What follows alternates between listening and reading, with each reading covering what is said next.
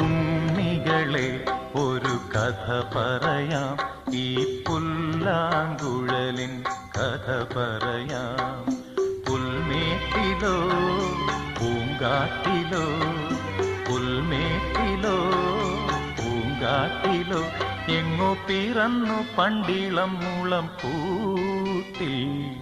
ഉണ്ണികളെ ഒരു കഥ പറയാം, ഈ പുല്ലാങ്കുഴലിൻ കഥ പറയാം.